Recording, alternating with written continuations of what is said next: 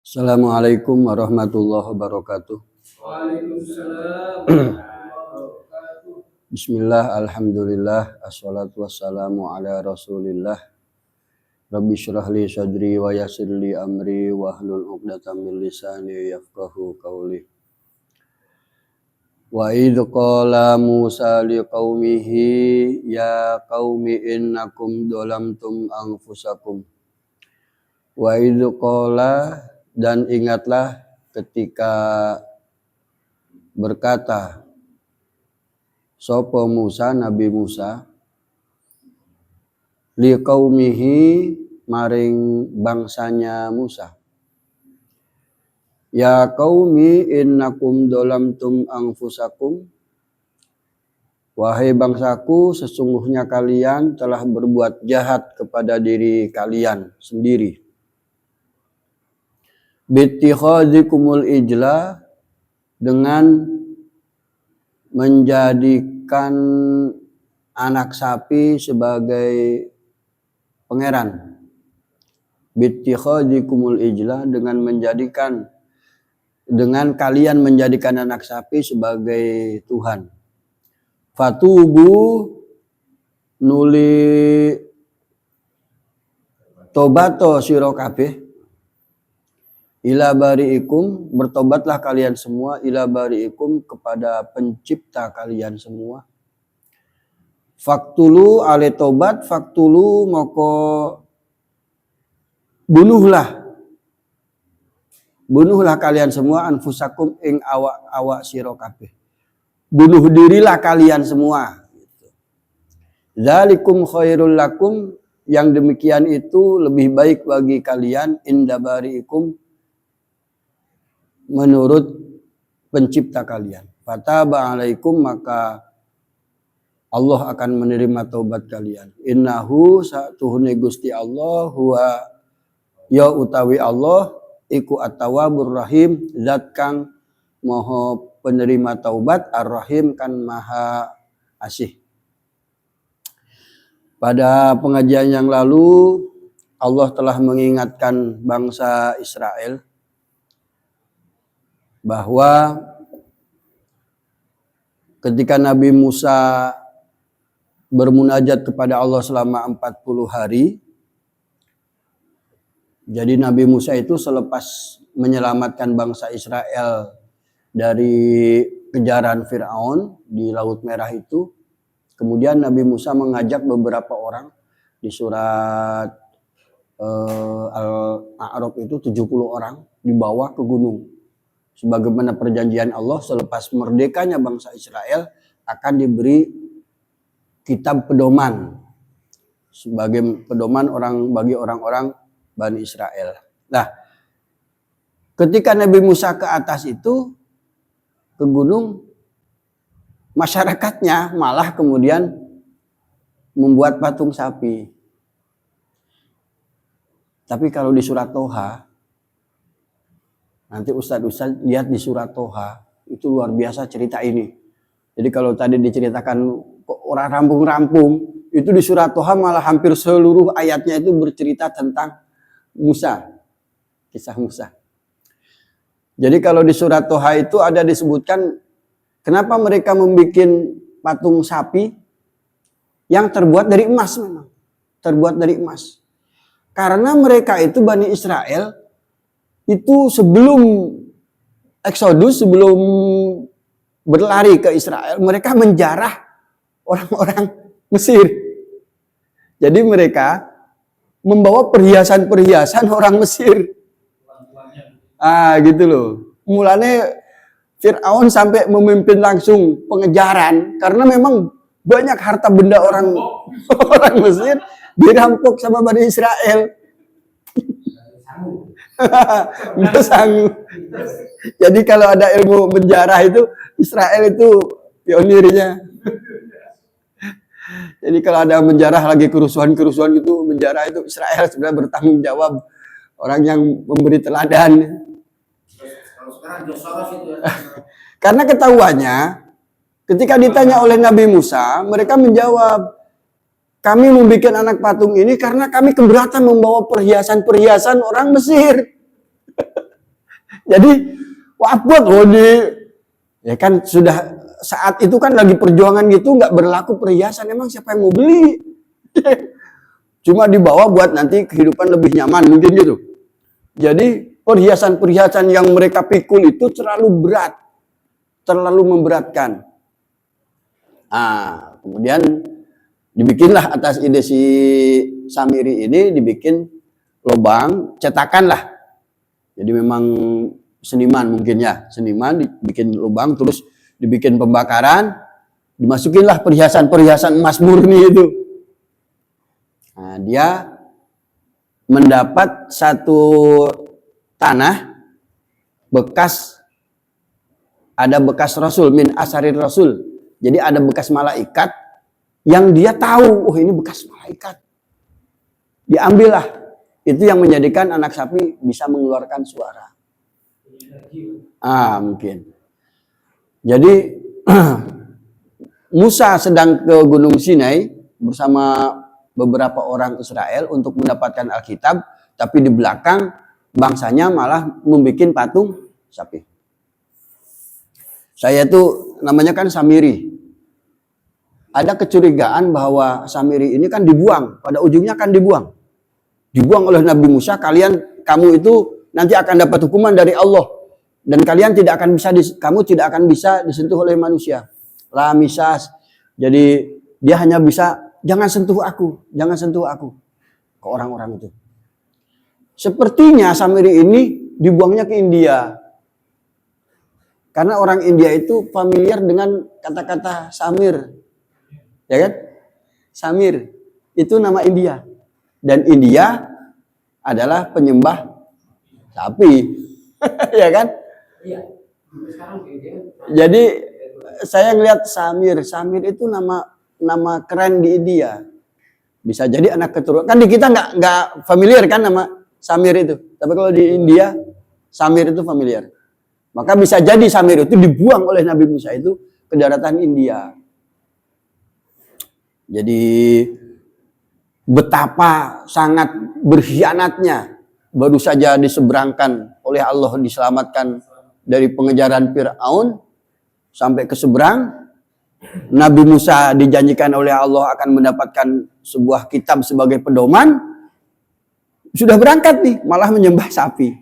Bagaimana Gusti Allah tidak kecewa? Ya kan? Nah, itu diterangkan dalam ayat ini. Laut sudah dibelah. Kita coba, ada nggak di antara kita yang melihat mukjizat?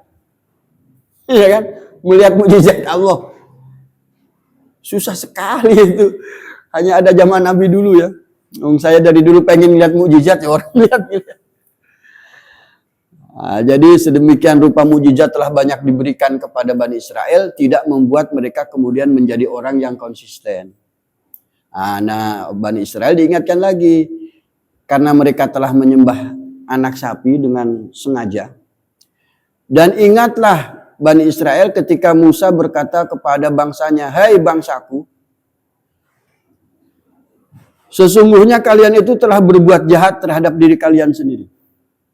Berbuat jahat, mengingkari keyakinannya sendiri, mengingkari perjanjiannya dengan Gusti Allah. Karena Musa ke sana itu karena berdasarkan perjanjian kalian diselamatkan, tapi nanti kalian akan diberi sebuah kitab petunjuk untuk kehidupan kalian. Sami'na wa ato'na. Tapi setelah itu mereka berkhianat dengan membuat patung anak sapi itu. Nah, kalian itu sungguh telah berbuat jahat terhadap diri kalian sendiri dengan menjadikan anak sapi, al-ijla itu anak sapi,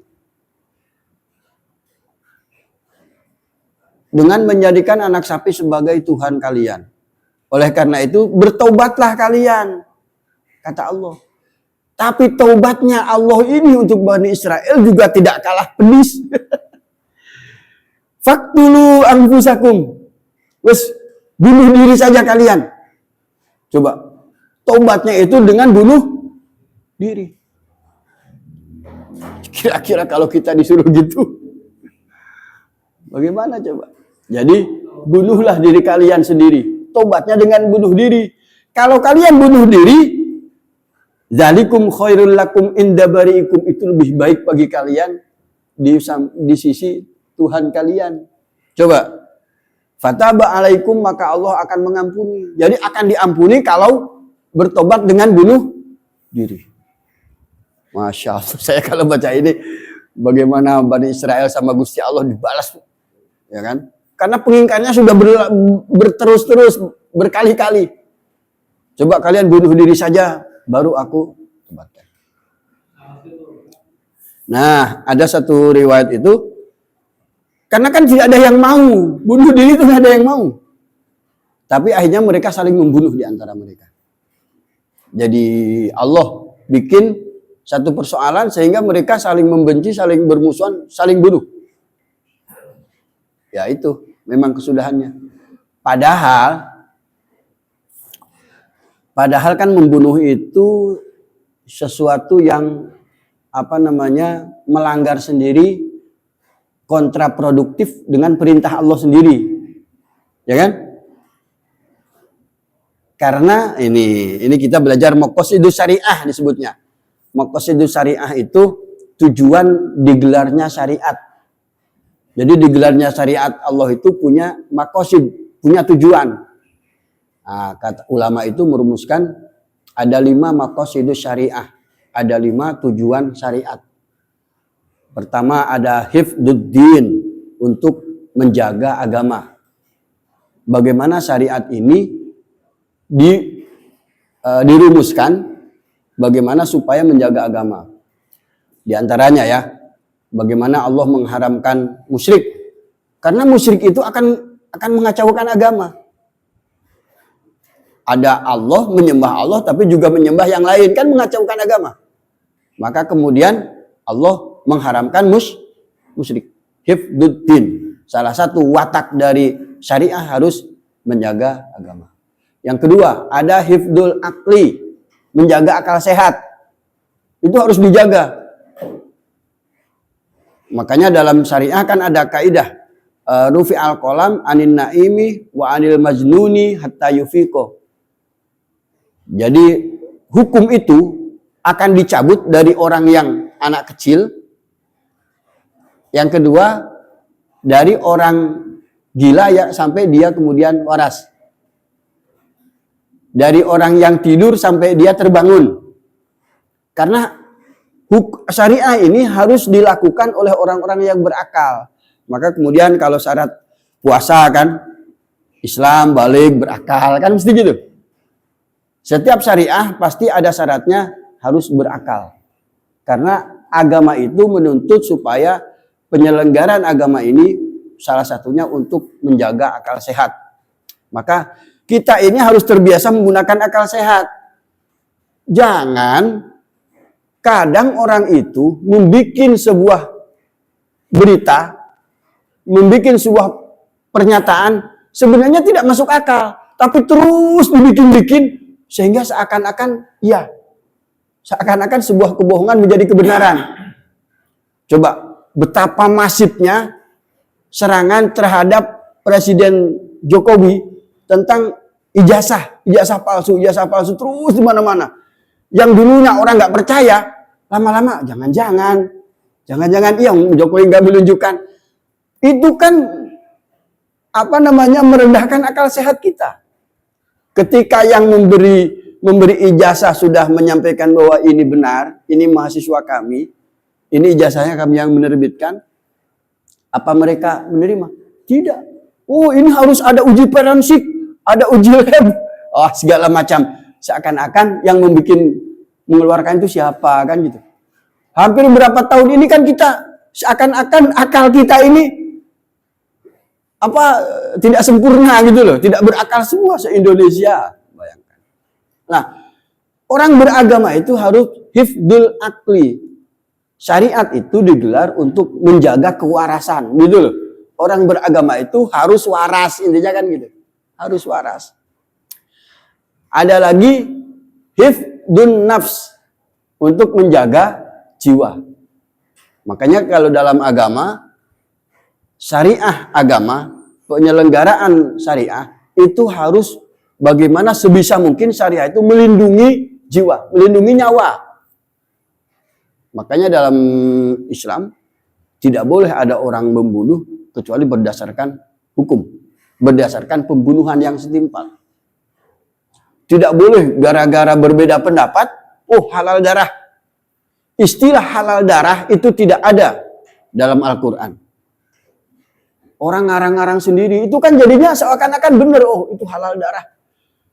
Ya ayyuhalladzina amanu kutiba alaikumul qisasu fil qatla. Al-hurru bil hurri wal abdu bil abdi wal unsa bil unsa. Saya kalau baca itu ngeri, Pak. Jadi pembunuhan itu hanya ada dalam kisos. Orang membunuh itu karena ada pembunuhan sebelumnya gitu loh. Tidak boleh orang dibunuh gara-gara persepsi kita. Sekarang kan parah hukum manusia. Istrinya lagi main TikTok. Buka tudung saji itu nggak ada nasi, nggak ada lauk, marah. Dibunuh istrinya, coba. Tidak boleh. Atau gara-gara orang membongkar kasus korupsi, bunuh. Gara-gara orang berbeda kepentingan, bunuh.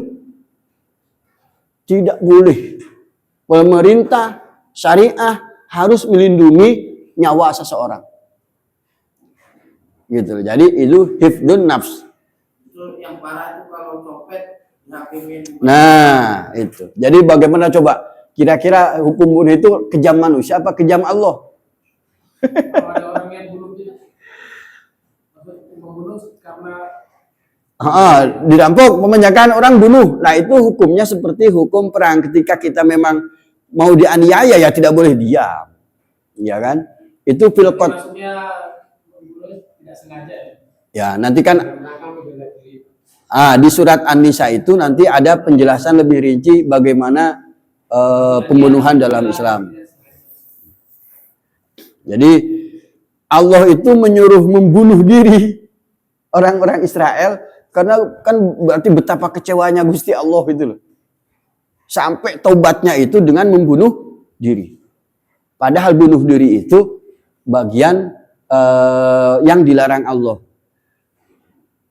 Wala taqulu amwalakum bainakum bil batili illa an takuna tijaratan antaradim minkum wala taqtulu anfusakum innallaha kana bikum rahima. Jadi saya baca ayat ini tuh, janganlah kalian memakan harta di antara kalian dengan cara batil, dengan cara jahat, kecuali dengan cara bisnis. Dan janganlah kalian bunuh diri karena Allah itu bikum rahima, Allah itu maha pengasih kepada kalian. Pertama, kesimpulannya, analisanya ya, bahwa kebanyakan orang bunuh diri itu motifnya ekonomi. Karena ayat itu ayat tentang ekonomi.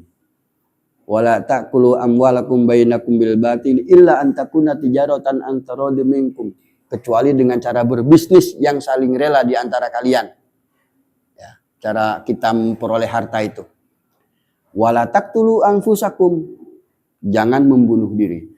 Berarti kan sesuatu yang dilarang Allah, tetapi ketika menemukan bangsa Israel itu berkali-kali melanggar perjanjian, bahkan diturunkan mukjizat. Jadi nanti ada kisah manna salwa itu diturunkan setelah mereka nyebrang sungai. Jadi menyeberangi sungai Nil, kemudian Allah turunkan manna salwa. Diberi hidangan dari langit langsung. Cuma kata Allah, jangan engkau berbuat berlebihan. Artinya apa? Kamu nggak usah nyimpen. Ya, setiap hari akan dikirim, akan dikirimi. Saya itu hidangan dari surga langsung, manna salwa. Tapi dasar orang Israel turun nyimpen buat besok. Gitu loh. Ini buat besok disimpan, siapa tahu besok nggak datang lagi. Berarti kan kepercayaan kepada Allahnya lemah. Nah, jadi bunuh diri itu kebanyakan motif ekonomi satu. Wa may yaf'al dzalika, ini saya terangin lagi aja. Wa may yaf'al dzalika, barang siapa yang melakukan bunuh diri udwanan wa dulman, dalam konteks permusuhan dan berbuat kejahatan.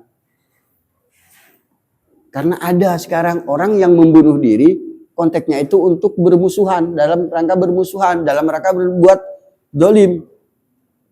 Fasaufa nuslihi naro, akan aku masukkan ke neraka. Ini dua ayat yang berbeda ya. Jadi pertama ayat larangan bunuh diri, konteksnya dalam kegiatan ekonomi, dilarang bunuh diri. Artinya berarti banyak yang bunuh diri karena ekonomi. Nah, ayat selanjutnya itu barang siapa yang melakukan bunuh diri udwanan wa dulma, karena konteksnya bermusuhan dan berbuat zalim, fasaufa nuslihi naro, kami akan memasukkannya ke dalam neraka. Wa kana dzalika 'ala Allahi yasira. Berarti kalau dalam perang ada strategi bunuh diri itu Nah, itu yang saya maksud. Ayat ini melarang keras bunuh diri menjadi strategi perang. Kan kalau perang itu kan udwanan wa dulma. Orang saling bermusuhan, saling berbuat aniaya kan. Bagaimana mengenai musuh sampai mati kan gitu, hukum perang. Tapi bunuh diri dikecualikan, tidak boleh bunuh diri menjadi alat perang. Allah sampai gini, fasaufa nuslihi nar, akan aku masukkan ke neraka. Wa kana dzalika 'ala Allahi yasiro. Mudah saja bagi Allah. Orang kan ngaku beriman, ngaku muslim. Tetapi ketika disuruh berperang, dia melakukan bunuh diri untuk membunuh orang lain. Jadi kalau ada musuh di belakang, dia bunuh diri menancapkan pedangnya tembus ke musuhnya. Itu tidak boleh. Bom bunuh diri. Fasaufa nuslihi naro. Allah masukkan ke neraka. Kenapa? Karena yang dituntut orang beriman itu kan harusnya dia bersabar dalam berperang.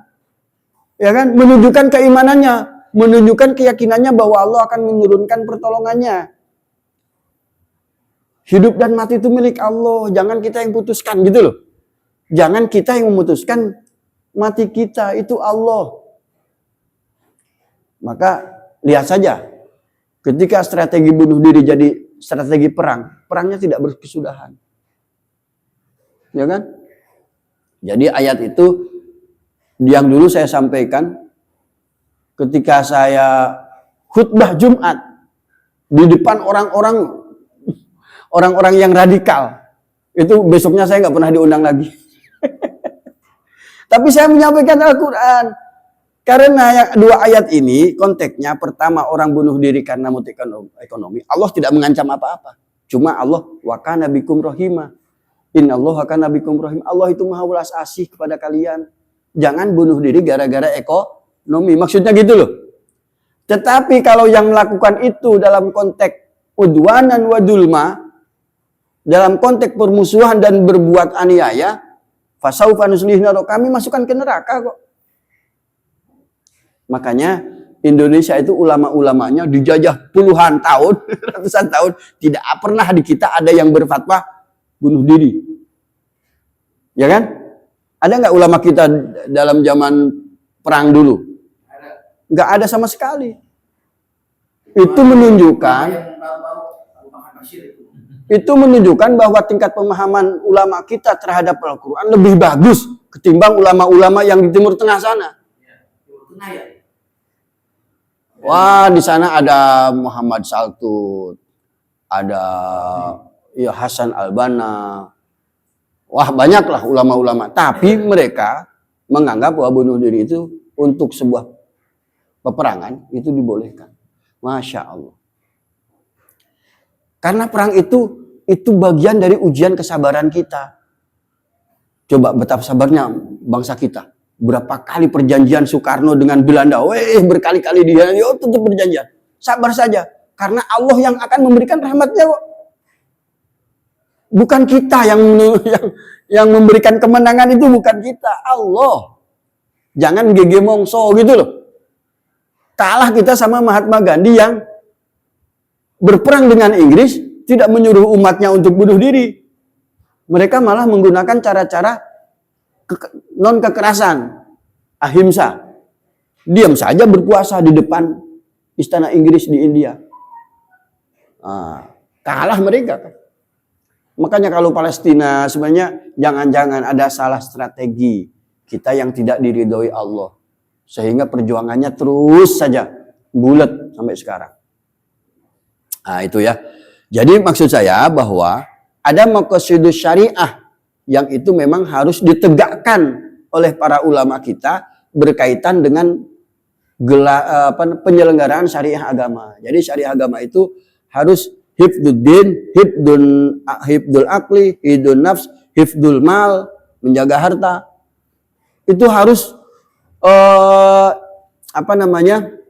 sebuah teori, sebuah adagium yang memang harus ada di dalam syariah. Jadi syariah ini para ulama merumuskan ilmu fikih, kan? Ilmu ekonomi, itu tidak serta-merta. Mereka punya kerangka berpikir gitu loh. Punya sebuah metodologi. Salah satunya adalah maqasidus syariah. Tidak boleh ulama membuat sebuah pendapat fikih tidak meninjau dari maqasidus syariah ini. Karena agama itu untuk melindungi manusia. Nah, sama seperti hukum lah. Di hukum juga, ilmu hukum nih, ilmu hukum Indonesia. Saya jadi harus paham Al-Quran sekarang itu, harus paham juga hukum positif Indonesia.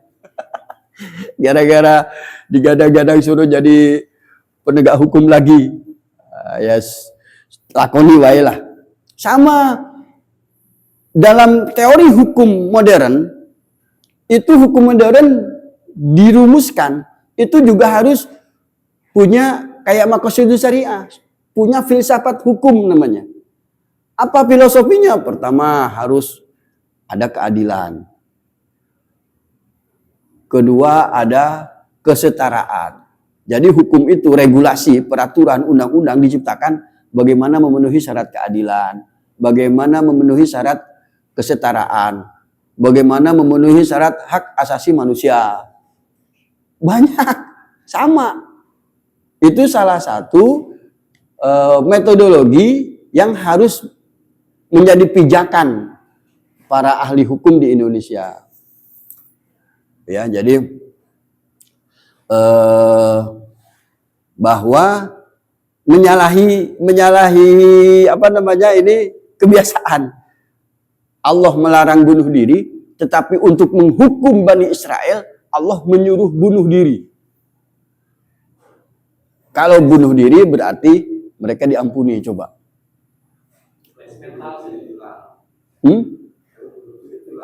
Kan bunuh diri dilarang oleh Allah. Tapi sebagai sebuah hukum, terserah Gusti Allah. Gusti Allah yang kecewa. Coba, bangsa Israel disuruh bunuh. Padahal kalau di ayat itu yang kisos itu, ya ayyuhalladzina amanu kutiba alaikumul qisasu fil qatla al-hurru bil hurri wal amdu bil amdi wal unsa bil unsa faman ufiya lahu min akhihi syai'un fattiba'un bil ma'rufi wa adaun ilaihi bi ihsan dzalika takhfifum min rabbikum wa rahmah. Hukum qisas saja Allah masih menyediakan takhfif. Takhfif itu keringanan. Jadi kalau ada orang membunuh nih sama orang beriman, kan hukum qisas wajib. Tapi kata Allah ada keringanan kalau yang keluarga yang dibunuh itu memaafkan, ya kan? Kalau mereka membayar dia, tidak jadi bunuhnya. Jadi Gusti Allah itu kadang Islam itu dianggap hukum Islam itu kejam karena ada hukum bunuh. Mereka tidak paham bahwa kelanjutan ayatnya itu barang siapa yang memaafkan, barang siapa yang berdamai, itu takhfif dari Allah. Itu ada keringanan dari Allah sehingga bisa lolos dari hukuman. Itu. Nanti di surat An-Nisa itu lebih lengkap ya, lebih lengkap. Jadi hukum bunuh itu hanya untuk pembunuhan. Jadi kalau ada orang membunuh di luar hukum pembunuhan, itu pasti masuk neraka. Itu Allah pastikan. Karena saking Allah itu melindungi hifdun nafs, melindungi nyawa seseorang. Jadi tidak boleh ada persoalan seberat apapun, kemudian ada istilah halal darah. Halal darah itu bukan istilah dari Allah, itu istilah iblis itu. Tidak tahu dari mana asalnya. Jadi kalau saya dapat berita dulu ISIS itu gara-gara ada orang tidak puasa dibunuh, ada orang kelihatan aurat dibunuh. Itu sama sekali bukan hukum Islam. Ya, jadi kutiba alaikumul qisasu fil qatlah. Qisas itu hanya ada dalam pembunuhan yang setimpal, gitu loh. Jadi tidak boleh ada pembunuhan dalam kasus-kasus lain, itu tidak ada. Jadi maqasidus syariah tetap akan selalu menjadi pijakan dalam syariah. Syariah Islam itu tidak boleh semau-mau kita membuat hukum. Karena kalau sudah hukum fikih itu kan produk ulama yang kemudian mendasarkan dari nilai-nilai agama. Nah, maqasidus syariah itu menjadi sebuah metodologi. Fatubu ila bari'ikum faktulu anfusakum. Sebenarnya mungkin tidak semuanya menyembah sapi, tidak. Seluruh bangsa itu. Tidak keseluruhan ya. Kalau keseluruhannya punah. Kalau keseluruhannya orang Israel itu semuanya hidup di Mesir, lari sama Musa ya semuanya. Kalau waktu itu dibunuh semuanya, ya entek.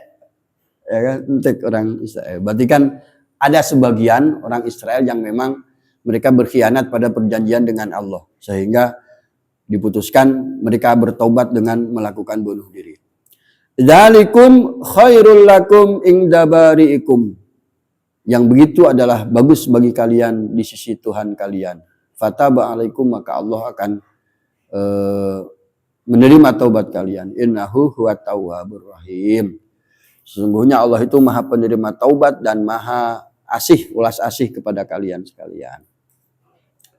Jadi bahwa berat hukumannya bagi orang membunuh. Bunuh diri dilarang, bunuh diri tidak boleh menjadi alat perang. Ulama kita, bangsa kita, seperti apapun dulu sadisnya dijajah oleh Belanda, oleh Jepang, tidak sampai memfatwakan bunuh diri menjadi sebuah strategi perang. Karena para ulama paham bahwa ujian perang itu adalah ujian kesabaran tingkat tinggi, ujian kesabaran bangsa secara kolektif. Wani perang wae, gitu loh. Oh, bambu runcing melawan pistol, coba. Bayangkan itu kalau dalam film, orang pengen sampai ke tentara yang membawa pistol itu kan 6 peluru. Berarti kan harus ada 6 orang mati dulu baru 1 orang bisa nusuk. Ya kan? Coba pengorbanan bangsa kita. Orang ke-7 baru bisa nusuk 1 orang tentara Belanda. Itu ujian kesabaran. Maka kemudian Allah kasih merdeka. Allah kasih rahmatnya dengan kemerdekaan kita. Saya curiga orang-orang Palestina yang dari dulu kemudian tidak pernah berhenti berjuang, tidak ada kesudahannya, karena memang strateginya tidak berakar pada perintah Allah, sehingga semau-mau, yang penting bisa melampiaskan kesumatnya, dibolehkan. Nah, itu nggak boleh. Bagaimana pahlawan kita dulu, mulai dari Soekarno, Syahrir, Hatta, Agus Salim, itu kan pahlawan-pahlawan ahli diplomasi semua. Berapa kali dilakukan diplomasi, berapa kali dikhianati, tetap saja berdiplomasi. Tidak kemudian memprovokasi untuk melakukan gerakan-gerakan bunuh diri. Itu Bapak-bapak sekalian, semoga kita selalu dirahmati Allah dengan memahami Al-Quran, sehingga Al-Quran ini menjadi petunjuk bagi kita, dan kita tidak salah melangkah, gitu, tidak salah melangkah. Ihdinas siratal mustaqim. Wassalamualaikum warahmatullahi wabarakatuh.